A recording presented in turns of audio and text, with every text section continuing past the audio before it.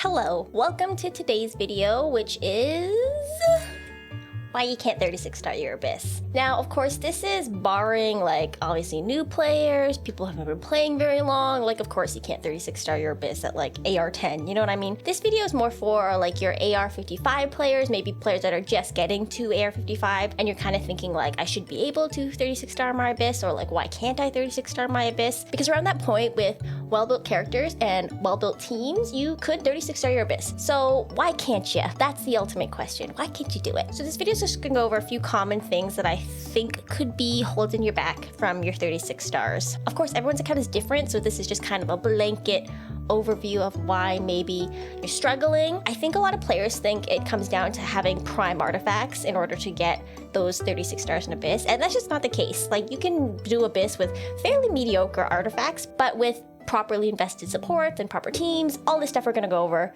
Basically what I'm saying is, I believe in you, you can do it. Just maybe look at a few things in your account, see if you're doing some of these mistakes that I think a lot of players do. Anyway, before we get into the video, don't forget to join me on twitch.tv/Meijin, MEEJIIN. You can hang out with me live on stream and talk about poop in my chat, because unfortunately that's often what the chat comes down to. So is that enticing enough? Do you want to join me over on Twitch or subscribe on YouTube? I don't know. Anyway, without further ado, let's get into the video. So I'm just gonna start with what I think some of the bigger issues might be, the things that might get overlooked the most, and then slowly kind of go down the list to maybe a little bit less of an issue, but still could be an issue. You get what I'm saying? Picking up what I'm putting down? First and foremost, the thing that I think players just may be reaching around AR 55, getting in that realm of endgame, I think one of the easiest things to overlook is your supports. Supports are everything in this game. I get it. My Ito, rock hard abs, rock hard club, rock hard hits.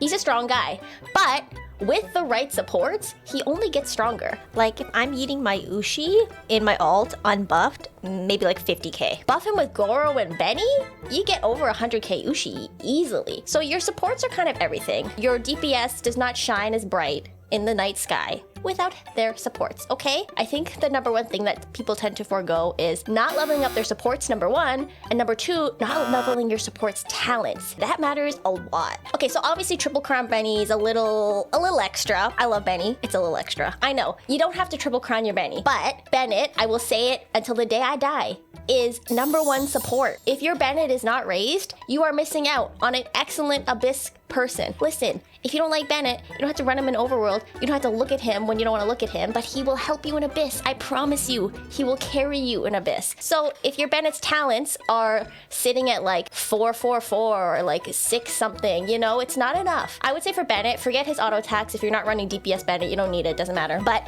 his burst, level 9, absolutely, for everyone, I would recommend. It's worth crowning 100% if you're looking for someone to crown. It's worth it. It is. Skill, at least an 8. At least an 8. So that's just an idea of what you should be investing talent-wise in your supports. Absolutely vital and necessary. Same could be said for your Xingqius, your Kazuas. Zhang Ling, I run her all the time in my Tartiggles team. You could run her in a national team. This part, level 3, doesn't matter. She's not DPS Zhang Ling. But the skill and the burst especially, this could also be worth a crown, by the way. Worth it. Level them. Who else you need to level? If you have a Kazuha, if you want the most out of his talents and support capabilities, level him. Xingqiu, where's my baby boy Xingqiu? Xingqiu, level this guy's talents.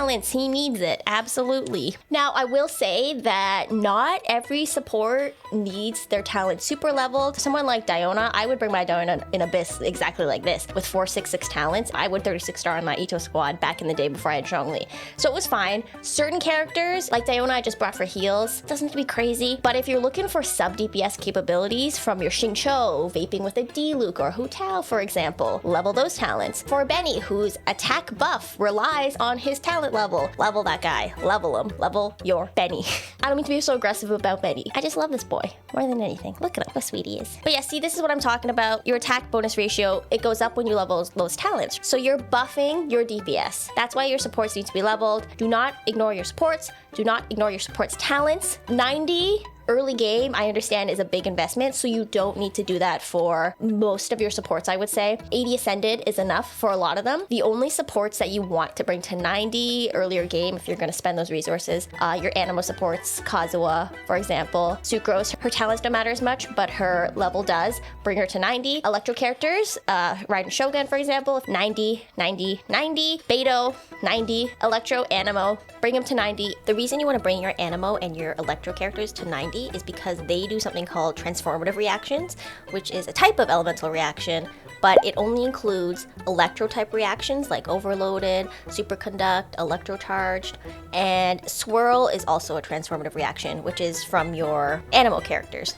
Transformative reactions are different from reactions like melt and vape because they are based on the base damage of your character. And the base damage of your character is determined by the level. The base damage of your character is then multiplied by a certain percentage based on whatever elemental mastery you have on that character. So that's why a character like Sucrose, her talents don't matter, but her level does. Her talents don't affect the swirl damage she can do because that's just based on her base damage, i.e. her level, and her elemental mastery.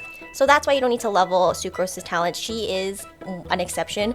For someone like Beto, who would also do a transformative reaction, you should level her talents. But that's why you want to bring those characters to level 90. Everyone else earlier game, leave them at 80 Ascendant so that you can raise the talents higher. Level-wise, it's, it's like this much of a difference. Just to reiterate, talents first. So for example, if your earlier game, you want to bring Benny to your Abyss, level him to 80 Ascended so that you can bring his talents to like 8, 9, I would say at the least 9, 9 or 10, 10 if you really want to go in on your Benny. But that's what I recommend unless they're Anemo or Electro, in which case bring them to 90. So another huge issue that I think people kind of don't realize they're having in Abyss is energy recharge problems. Crit damage, crit rate, it's all well and good. That's great. Get as much of it as you can, but do not sacrifice energy recharge, or in some cases elemental mastery as well, for those crit stats, because if you have no energy recharge on your team, then what can you do? Your skill and your auto attack, which would be fine for certain characters, like if you're using Yoimiya, then yeah, her auto attacks are how she does her damage, so it's whatever. She doesn't really need to be constantly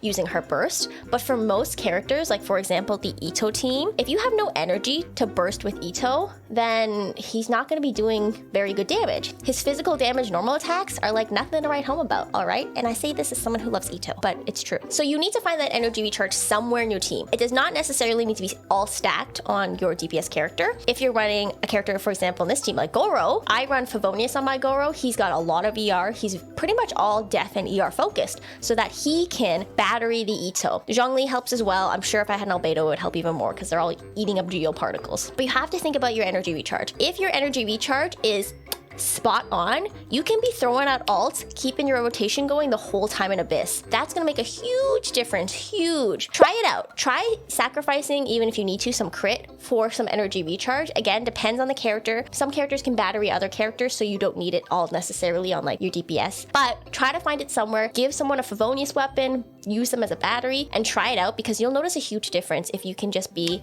whipping out those ults, you'd be good. Now, in a similar vein, I think a lot of people don't give a lot of thought to elemental mastery outside of the realm of Anemo. I think people understand that Anemo needs EM oftentimes, especially with characters like Kazuha, Sucrose. Yeah, they understand you need EM. But I think people forget about EM when it comes to characters like Xiangling. For example, my Xiangling, I pretty much exclusively run her in Abyss with Tartiggles. I don't bring her in the overworld or anything. Her entire role in that team is to vape. Tartiggles is not really even the one doing the most damage. He's just applying Heckin' Hydro, so Xiangling's Pyronado can vape. She's the one really doing the most damage in that team. Because that's the case, you need some EM. You don't need as much as like a full support Kazu, like 1,000 or whatever, that's overkill. But you need like, I would say a couple hundred is a safe bet. So my Xiangling right now has 343 EM, works well for me. Same thing with characters like Diluc as your main DPS, because let's face it, most people who are running Diluc are also running a Xingqiu, maybe a Yelan nowadays, that you can vape with, right? Your vapes are gonna be more powerful if you have some EM. Obviously, an ideal situation for your Diluc would be like Wolf's Greystone, so he has enough attack so that you don't need an attack sands, right? That you can run an EM sands. That's ideal. My Diluc isn't stuck without a Wolf's Greystone, but still. So basically, don't forget energy recharge, elemental mastery. Crit's important. I understand everyone's all up in their jammies excited about crit. I get it, but it's not everything. You might have an easier time sacrificing some crit for some energy recharge, for some elemental mastery. Try it out. Now, in the same vein, I would say focus on your team as a whole and not just on one character, because like I said, it takes a team really to do the most damage. So I think what happens is a lot of people get very DPS oriented, and a new DPS comes out and they're wishing pulling for all those characters instead of for characters that you could use to support your account. If you don't care about Abyss, why are you watching this video, first of all? But if you don't care about Abyss and you just want like husbandos or waifus, someone who you think is cute, fine, absolutely pull for them. You can never go wrong. But if you're just riding that DPS train and you're seeing like, oh, so-and-so does this many numbers, so-and-so hits for like 100K, and you just keep pulling for DPSs instead of bringing in support characters that could support a full team, that could be why you're suffering in your Abyss. For example, I don't like Albedo. I will be getting Albedo next time he reruns because this team would shine with an Albedo. Zhongli looks like a little cockroach. Don't love the man, but I pulled for him because this team shines with the Zhongli. Before I was running like a Diona, it wasn't as good. So if you're in that Abyss mindset, then start thinking teams. Stop thinking DPS, DPS, DPS, and focus more on support. Just start thinking team-wise instead of single-minded character-wise, because no man is an island, except for Benny. Benny is an island, but no other man is an island, and they need a whole team to shine. So when you're planning out your primo funds, start thinking team-wise, again, unless you don't care and you just want to go for who you want to go for, but you know. So similarly to your talents not being leveled, take a look at your weapon box. Assess your weapons, because you need to bring them to 90, all of them. Doesn't matter what character it's on. Focus obviously on your DPS and whatever supports you're using for them first. Leveling your weapon to level 90 is the easiest boost in damage you can get. It's a guaranteed boost, of course, because you're just farming the materials, you're leveling the weapon. Farm ores if you can, so that you can make them into this enhancement ore. Try to get as much of this as you possibly can if you have time to farm it every day. Don't touch grass. Don't believe what people tell you. Never go outside. It is dangerous out there. Stay inside and farm ores for Genshin Impact. No, but seriously, yeah, level your weapons to 90. Focus DPS, then supports, but level all of them. This should absolutely be one of your priorities alongside talents. It's a guaranteed boost. Your resin is not wasted. There's no gambling. So level your weapons, okay? Next, team synergy and team rotation. If you are throwing together a random team and expecting it to work in Abyss, you might have some problems. Team synergy is really important. Finding a team that works well together, whose rotation you can get down, learning how to use that rotation also, all matters in Abyss. So for example, if you're thinking like, you know, DPS, more power, and you put like your Ito here, and you think, oh, awesome, more power, and you got like your Razor here.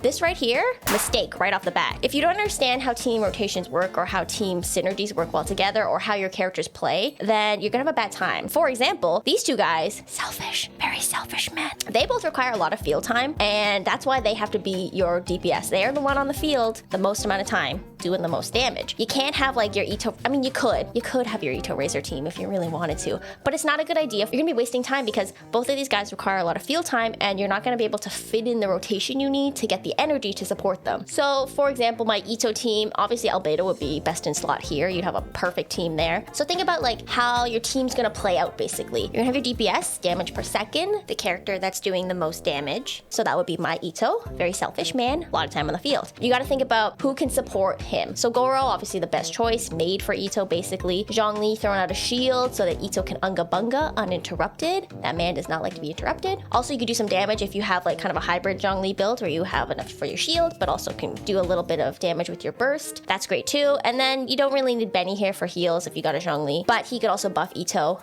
Albedo would be better. So think about how your team's gonna not only play out, but how the rotation's gonna go in Abyss. And the final thing that I want to mention is just a skill-based thing. Like obviously the more you play the game, the more experience you'll have with how the enemies function, and therefore the better you can prepare your attacks, your rotation, stuff like that. I understand it's definitely gonna be harder for mobile players, for example, in which case you should consider characters that do well on mobile. Yoimiya, for example, a very easy mobile character because you're just throwing out auto attacks. Ito as well, I would say, is probably pretty mobile friendly. So think about characters like that if you're having trouble and you're a mobile player. I understand it's a harder game out there. I don't know if I could 36 on mobile, but just think about it like that. And skill-wise, just keep at it. It's very satisfying when you can get your first 36 stars. So I know you can do it. I believe in you. All right, so those are pretty much the overarching problems that I think I've seen a lot of players have when it comes to Abyss and why you might be struggling. I totally understand that some players just don't care at all about Abyss. That's fine. But if you do care and you kind of do want even just some of the Primo Gem rewards,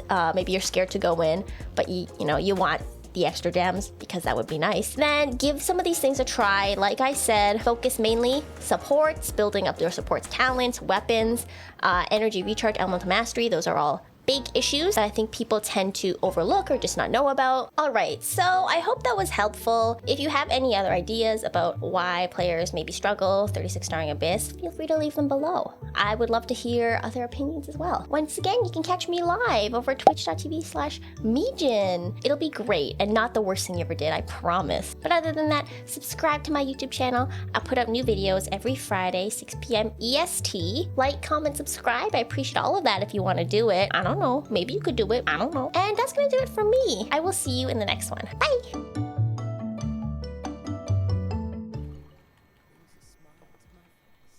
Oh, okay. Just for fun. Nothing, nothing too serious about it.